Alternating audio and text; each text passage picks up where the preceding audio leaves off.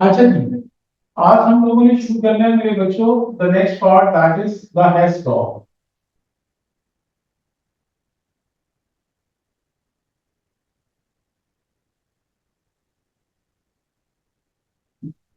हेस law जो है इसकी स्टेटमेंट क्या होती है, क्या इसका मतलब होता है हेस लॉ का।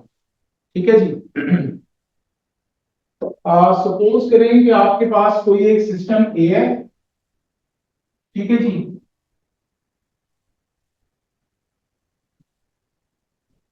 ये सिस्टम बी है, ये सिस्टम सी है,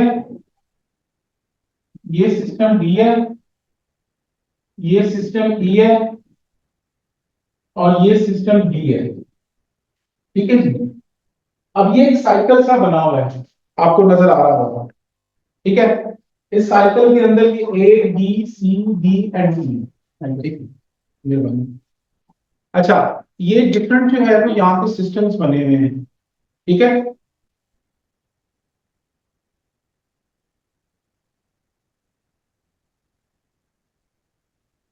अच्छा, अब ये डिफरेंट सिस्टम्स जो है वो यहाँ पे बने हुए हैं, ए बी सी डी ई के, वैसे ही मैंने इनको नाम दे दिया है।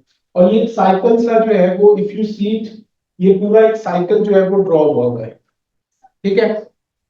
वालेकुम अस्सलाम। अच्छा, अब ये साइकिल जो है ये स्टार्ट कहाँ से होता है, ये सोचने वाला क्वेश्चन है, और most of the students they get confused with it. ठीक है। इसमें हमेशा याद रखिए कि ये देखें, ये आपके पास एक एरो है। ठीक है। एरो के दो पार्ट होते हैं, ये इसकी टेल होती है एरो की, और ये इसका जो है वो हेड होता है। ठीक है जी। So this is the tail, this is the head. आपने ये जो पूरे का पूरा जो है वो साइकिल बना हुआ है, इसमें एक ऐसी जगह ढूंढनी है जहां पे सिर्फ टेल्स मौजूद हो, ओनली टेल। अगर मैं इस जगह को पकड़ता हूं ई को, तो यहाँ पे हेड है और टेल है, नहीं। हमें वो जगह ढूंढनी है जहां पे सिर्फ टेल्स हो। तो ये हेड और टेल है, ये टेल और ये टेल है, तो इसका मतलब है ये वाला जो पॉइंट है इसका ये स्टार्टिंग पॉइंट है। This is the start point. और ये एंड कहां पे होगा, जहां पे सारे हेड्स होंगे। तो हेड जो है वो ये देखिए, ये हेड है और ये भी हेड है, so this is my dear students the end point. ठीक है जी। वालेकुम सलाम। तो स्टार्ट से एंड की तरफ जाने के आपके दो रूट्स बन रहे हैं।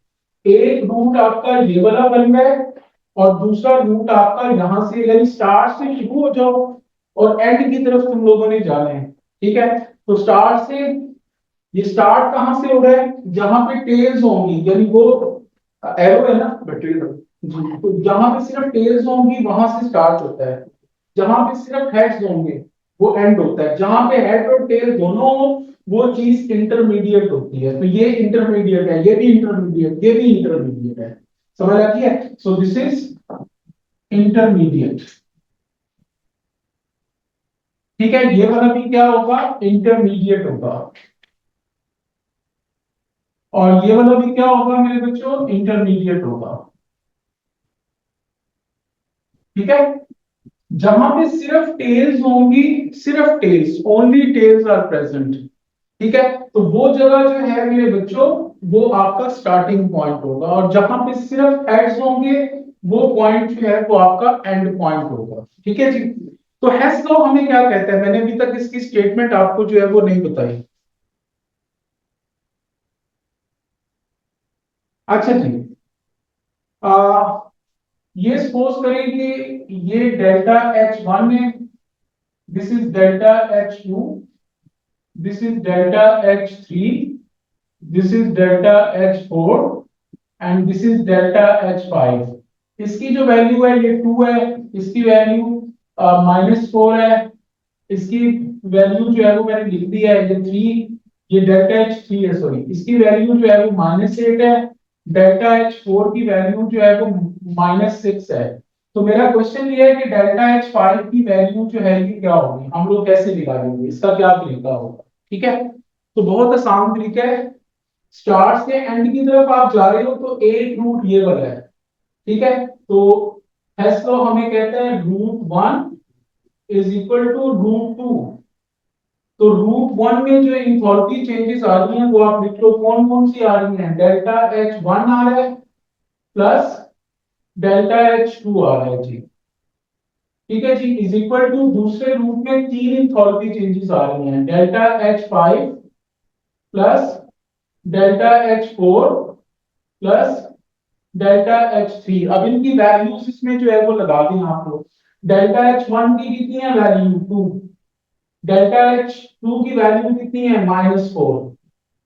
ठीक है, is equal to delta H five आप लोगों को फाइंड आउट करना है, और डेल्टा एच फोर की वैल्यू कितनी है, minus six. Delta H three की वैल्यू कितनी है, माइनस एट।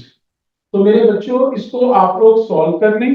ठीक है जी, इनको सॉल्व करके करते हैं जी, क्या आता है, डेल्टा एच फाइव, ठीक है जी, ये हो गया minus fourteen is equal to, इसको सॉल्व करेंगे तो माइनस टू आ गया, माइनस फोर्टीन इधर जाके प्लस फोर्टीन आ गया, is equal to delta H five. तो इसको सॉल्व करेंगे तो ये आपका आंसर आ जाएगा प्लस ट्वेल्व।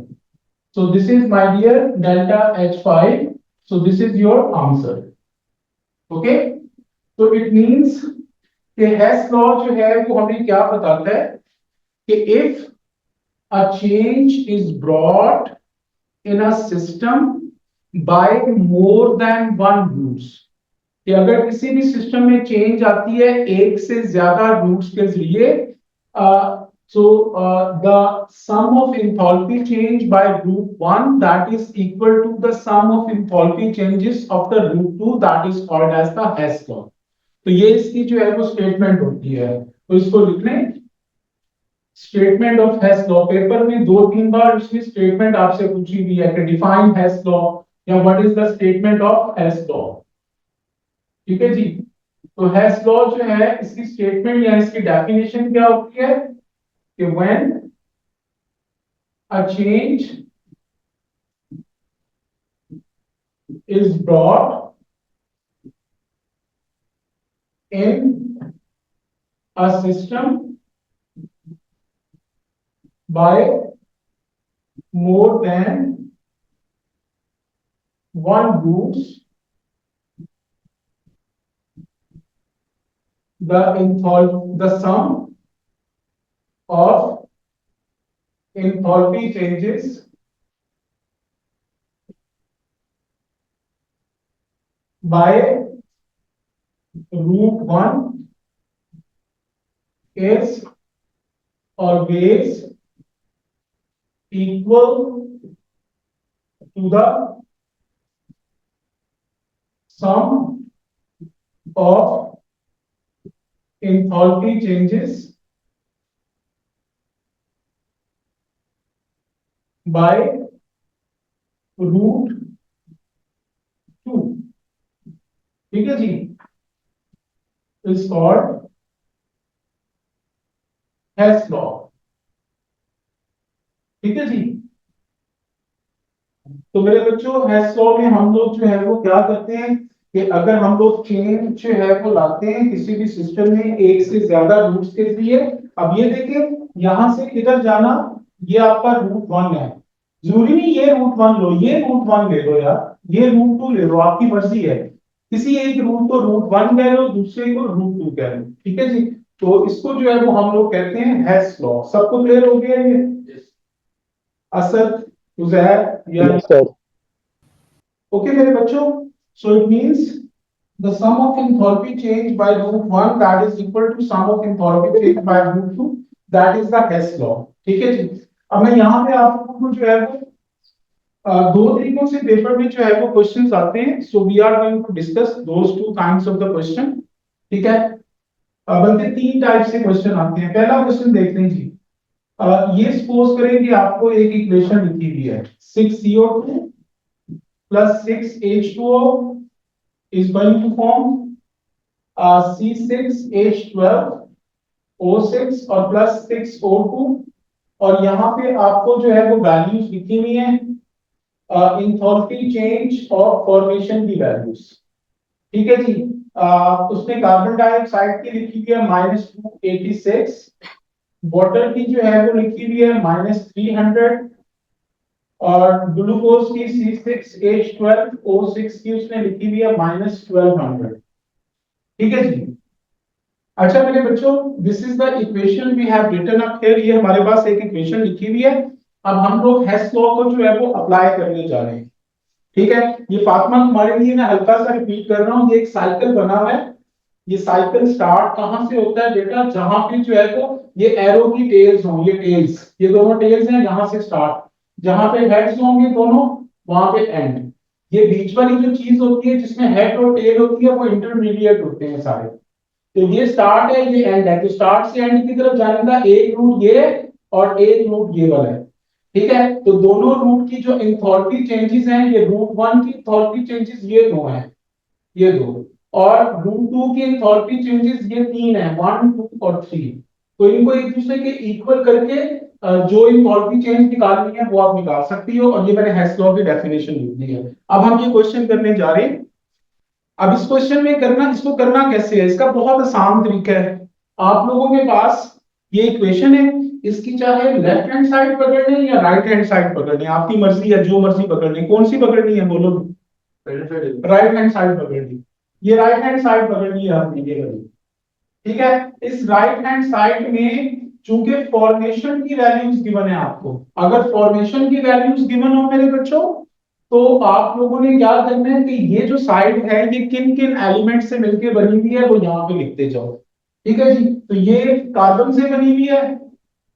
कार्बन जो है ये सॉलिड होता है, और कितने कार्बन है? 6। उसके बाद ये हाइड्रोजन से बनी हुई है, H2, ये गैस। और ये 12 है, तो यहाँ पे 6 आ गया। उसके बाद ये ऑक्सीजन O2 से बनी हुई है, विच इज अ गैस। यहाँ पे 6 है, तो यहाँ पे 3, बल्कि ये ऑक्सीजन ये भी है और ये भी है, तो 12 और 6 19 है।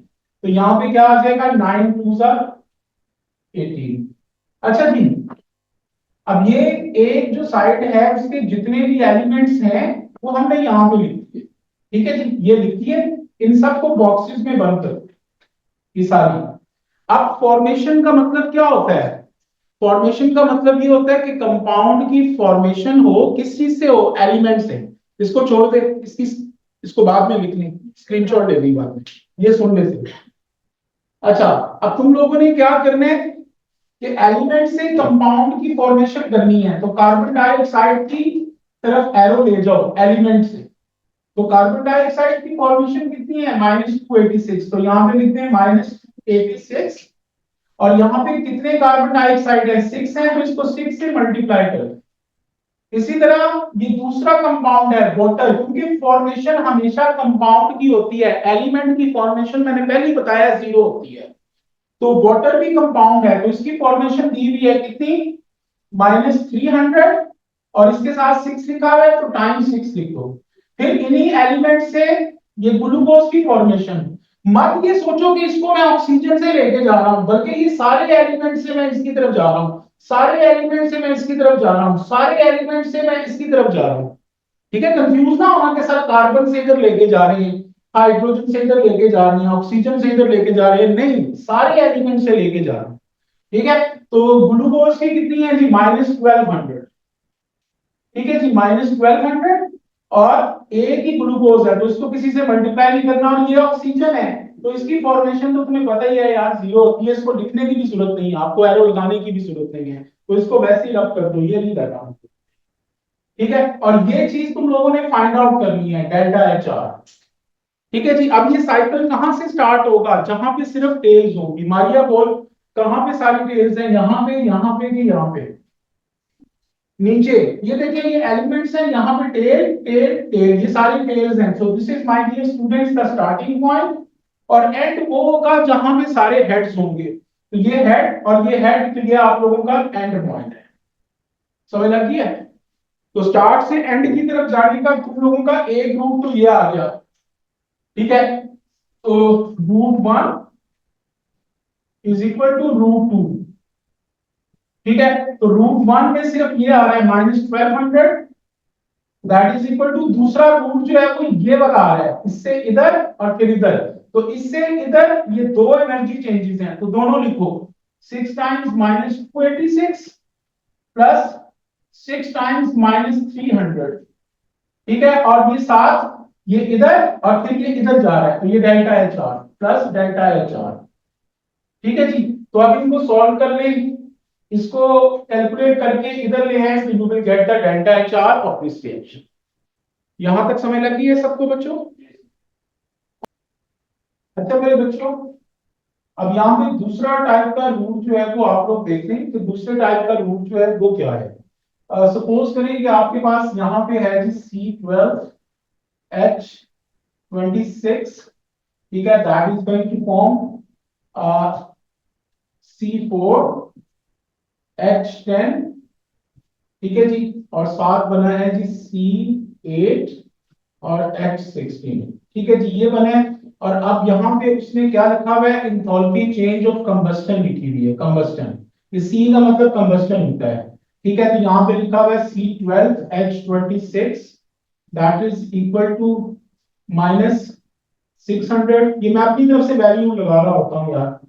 C4H10 इसकी -200 है, और C8H16 इसकी जो है वो -300 है, ठीक है, तो वो हमें कहते हैं कि इसकी इंथैल्पी चेंज ऑफ रिएक्शन, इस रिएक्शन की इंथैल्पी चेंज निकालो दिस टाइम। यहाँ पे फॉर्मेशन की वैल्यू गिवन थी यार, फॉर्मेशन की वैल्यू गिवन हो तो कोई सी एक साइड पकड़ के, चाहे ये, और वो साइड में जो जो एलिमेंट आ रहे हैं वो इधर लिख दो, और एलिमेंट से कंपाउंड की तरफ जो है वो एरो बना दो, और ये वैल्यू साथ साथ लिखते जाओ। लेकिन जब कंबस्टन लिखी हो तो फिर भी वही तरीका है, कोई सी एक साइड पकड़ लो, कौन सी पकड़नी है तुम लोगों ने, बोलो। Right side. लेफ्ट साइड, चलिए जी लेफ्ट पकड़ ली, ठीक है। अब कंबस्टन में क्या होता है, कंबस्टन में भाई चीजें बर्न होती हैं, बर्निंग के लिए क्या चीज तुम्हें चाहिए, ऑक्सीजन चाहिए, ठीक है, तो बर्निंग में ऑक्सीजन यूज होती है, और उसके रिजल्ट में क्या बन जाता है, कार्बन डाइऑक्साइड और वाटर, ठीक है जी। तो कार्बन डाइऑक्साइड, कार्बन कितने बनेंगे, यानी कार्बन से कार्बन डाइऑक्साइड बनेगा, हाइड्रोजन से वाटर बनेगा, हमेशा याद रखो, यही रूल होता है हमेशा, ठीक है। अच्छा, अब कार्बन यहाँ पे जो है वो कितने हैं, 12, तो यहाँ पे 12 लिख दो, हाइड्रोजन कितने हैं, 26, तो 2 को किससे मल्टीप्लाई करेंगे, 26 आ जाए 13 से, 13 2 जा 26, ठीक है जी। अब इसको भी इस तरह बॉक्स में, इसको भी बॉक्स में, इसको भी बॉक्स में। अब जब तुम्हें कंबस्टन की वैल्यू दी हो, तो कंबस्टन की जो प्रोडक्ट्स हैं वो ये होती हैं भाई, तो इन कंपाउंड से इन कंबस्टन की प्रोडक्ट की तरफ एरो लेके आना है, वहां पे एलिमेंट थे, यहाँ पे एलिमेंट नहीं है। कुछ लोग इसको एलिमेंट के जरिए करवाते हैं, वो गलत तरीका है, यहाँ पे कंबस्टन की प्रोडक्ट बनाते हैं जो बनती हैं, ठीक है। और ये देखें यहां से, ये कंबस्टन की प्रोडक्ट बनी, इसकी कितनी है, -600, -600 कर लिया, और यहाँ पे इसका एक ही है, एक ही है। C4H10, C4H10 का कितना है, -200, फिर C8H16 का कितने हैं, -300। अगर सपोज करो 2 लिखा होता, यहां पे लिखा होता, सपोज करो ये C2 और H6 लिखा होता, C2H6, और ये 2 टाइम्स होता, इसको इस तरह कर लेते हैं यार, ये 2 टाइम्स होता, तो इसको भाई 2 टाइम्स कर लेते तुम लोग, तुम्हें लगी है। अब ये कहां से स्टार्ट हो रहा है साइकिल, वो जगह ढूंढने जहां पे टेल्स मौजूद है, कौन सी जगह है, ये टेल, ये tail, so this is the starting point. End कहां पे है, जहां पे सारे हेड्स होंगे, तो हेड्स कहां पे हैं सारे, ये नीचे हैं, यहां पे नहीं है, क्योंकि ये हेड टेल टेल, तो ये तो नहीं हो सकता, ये इंटरमीडिएट है, तो ये तुम्हारा एंड है। तो स्टार्ट से एंड की तरफ जाने का एक रूट ये आ गया, तो इसकी वैल्यू कितनी है, -600, इसको इक्वल कर लो। दूसरा रूट ये है, तो delta H R plus 2 times -200 plus -300, ठीक है जी। तो इसको सॉल्व कर दें तो आपके पास डेल्टा एच आर की वैल्यू आ गई। अच्छा, अब पेपर में ना दो और तरह के क्वेश्चन आते हैं, ये जरा सुन लो, ये देखें इधर लिखा हुआ है कैल्शियम सॉलिड से कैल्शियम +2 एक्वस, ये इस तरह करके लिखा हुआ है, ठीक है। अब वो कहता है कि इसकी इंथैल्पी चेंज निकालो, ठीक है। तो अब ध्यान से जरा सुनते जाओ, ये इंथैल्पी चेंज कैल्शियम सॉलिड है, तो कैल्शियम सॉलिड से पहले कैल्शियम गैस बनाते हैं, तो दिस इज द एटमाइजेशन। इसकी वैल्यू आपको क्वेश्चन में गिवन होगी, value is given in the question, question में गिवन होगी। फिर इसके ऊपर चार्ज +2 लेके जाना है, calcium +2, so this is the first plus second ionization energies, और इसकी वैल्यू आपको डाटा बुकलेट से मिल जाएगी। ये डीबी का मतलब होता है डाटा बुकलेट। मैंने आपको कहा था कि डाटा बुकलेट डाउनलोड करने, उसके पेज 3 और 4 के ऊपर आयोनाइजेशन एनर्जीज की वैल्यूज भी होती है। अब उन्होंने डाटा बुकलेट खत्म कर दी है, पुराने जितने भी क्वेश्चन है ना उसमें वो छोटी सी बुकलेट देते थे जिसमें पीरियोडिक टेबल सब कुछ। अब वो जो क्वेश्चन देते हैं ना डाटा बुकलेट की वो वाली चीज जो है ना उसके साथ दे देते हैं, समझ लगी है। लेकिन चूंकि हमें पुराने क्वेश्चन भी करने हैं तो इसलिए ये डाटा बुकलेट से देखने पड़ेंगे। हमारा नेट चल रहा है ना, मैं भी खत्म हो गया। डाटा बुकलेट के जो पार्ट है ना, जो भी उसका हिस्सा है वो आप क्वेश्चन के साथ दे देते हैं, अपनी वो डाटा बुकलेट आपको सेपरेटली दे देते हैं, क्वेश्चन के साथ ही हर चीज दे देंगे। पहले वो एक बुकलेट देते थे, उसमें ये आयोनाइजेशन एनर्जीज की वैल्यू, पीरियोडिक टेबल और रेडियस वगैरह इस किस्म की काफी चीजें होती थी। अच्छा, ये कैल्शियम +2 ये गैस फॉर्म में है। अच्छा, उसके बाद कैल्शियम +2 से कैल्शियम +2 एक्वस, तो गैस से एक्वस का बनना, दिस इज हाइड्रेशन, ये तुम्हारी हाइड्रेशन है। इसकी वैल्यू भी तुम्हें क्वेश्चन में गिवन होगी, इसकी वैल्यू क्वेश्चन में गिवन होगी। तो ये सारी वैल्यूज जो है वो आप लोग ऐड कर दो, तो you will get the answer of this delta H. समझ लगी है? अच्छा, एक और चीज देख लें। एक तो इस तरह का क्वेश्चन हो सकता है, एक क्वेश्चन इस तरह का हो सकता है, ये देखिए।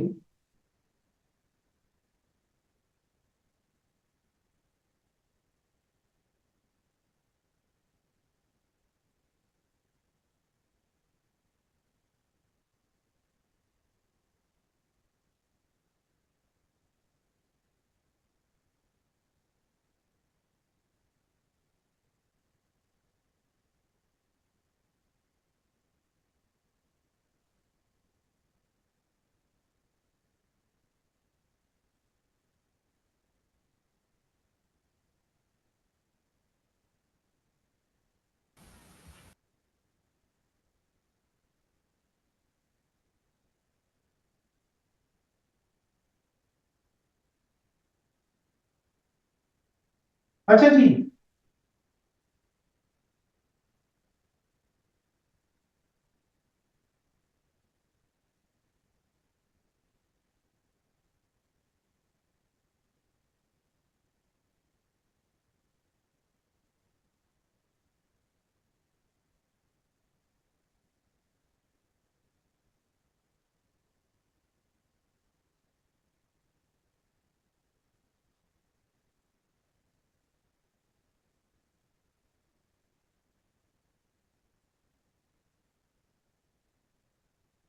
अच्छा मेरे बच्चों, अब जरा ये क्वेश्चन ध्यान से देखना। ये क्वेश्चन कई दफा आ जाता है, बच्चे इसमें कंफ्यूज हो जाते हैं, ठीक है। ये ध्यान से देखो जरा, एवरीबॉडी स्टॉप राइटिंग। इसकी बाद में चाहे स्क्रीनशॉट ले लेना, सुन लो। ये लेटेस्ट पेपर में जो है ना इस तरह के वो क्वेश्चन दे रहा है और स्टूडेंट्स को पता नहीं होता कि अब वो क्या करता है। उसने हमें ये दो इक्वेशन दे दी है, ध्यान से देखते जाओ। दो इक्वेशन दी हैं, उनकी इंथैल्पी चेंजेस दे दी हैं। अब ये जो इक्वेशन दी हुई है मेरे दोस्तों, ना तो ये कोई मतलब जो है ना फॉर्मेशन है, ना ही ये कुछ इस किस्म की कोई और चीज है, यानी कंबस्टन है, कुछ भी नहीं नजर आ रहा। ठीक है, ये दो की इंथैल्पी चेंज दे दी है और ये तीसरा रिएक्शन देके वो कहता है कि इसकी इंथैल्पी चेंज निकालो। ठीक है ना कंफ्यूजिंग। लेकिन इसमें एक मजे की चीज है, और वो मजे की चीज क्या है कि जिसकी फाइंड आउट करनी है ना उसमें NaHCO3 मौजूद है रिएक्टेंट साइड पे। तो हमारे पास NaHCO3 इस इक्वेशन में मौजूद है, ठीक है। अच्छा, उसके बाद प्रोडक्ट में Na2CO3 है, हमारे पास रिएक्टेंट में Na2CO3 है। हम लोग क्या करेंगे, इस इक्वेशन को उल्टा देंगे, उल्टा देते हैं, इसको इधर लिख देते हैं 2NaCl plus H2O plus CO2 is going to form Na2CO3 plus 2HCl, और इसकी इंथैल्पी चेंज कितनी आ गई जी, +40। क्योंकि जब तुमने उल्टा दिया फॉरवर्ड डेल्टा एच नेगेटिव था, तो जब इसको इधर ले आए, इसको इधर ले गए, तो ये नेगेटिव पॉजिटिव बन गया। तो मैं लगी है। अच्छा, अब तुम लोगों ने क्या करना है कि ये जो इक्वेशन है इसको भूल जाओ, इसको निकाल दो। रिएक्शन को रिवर्स होना थोड़ी होता है भाई, वो चीज प्रोडक्ट में जो आ गया Na2CO3 यहाँ पे देख के पता चल रहा है, तो हमारे पास ये रिएक्टेंट में है, तो हम इस इक्वेशन को उठा के प्रोडक्ट बना देते हैं। अब इन दोनों इक्वेशंस को ज्वाइन करते हैं, तो आप देखेंगे कि यही इक्वेशन बन जाएगी। चेक कीजिएगा, करते हैं जी। सबसे पहली चीज, इधर NaCO3 दो है, इधर एक है, तो इसको 2 से मल्टीप्लाई कर दो। 2 2 2 2 2, ठीक है, कर दिया 2 से मल्टीप्लाई। अब कट करते जाओ, क्योंकि यहां पे NaCO3 दो है, Na2CO3 एक है, तो ये दोनों को हमने बैलेंस कर लिया। अब जो चीजें इन दो इक्वेशन में ऑपोजिट साइड पे सेम है उनको कट कर दो, तो यही इक्वेशन बन जाएगी। देखेंगे, ये देखें, ये दो HCl है, दो HCl है, ये भी कटिया गया, ये भी कटिया गया, ठीक है। अब अगली चीज पे आ जाओ, इधर कार्बन डाइऑक्साइड एक है, इधर दो है, तो भाई एक कट गया, इथों दो हटा दिया, ये एक रह गया, ठीक है। अच्छा, अगली चीज 2NaCl है, इधर भी 2NaCl है, ये भी काट गए। अब और वाटर, वाटर इधर दो है, इधर एक है, तो ये एक कट हो गया, इधर एक वाटर बच गया। अब तुम लोग चेक करो, एग्जैक्टली यही इक्वेशन बन गई होगी। 2NaHCO3, 2NaHCO3, और क्या बचा हुआ है, Na2CO3, Na2CO3, H2O, H2O, CO2, CO2। तो इन दोनों को बस ऐड कर लो, यानी +40 और +60, दैट इज +100। तो भाई ये इसका आंसर है।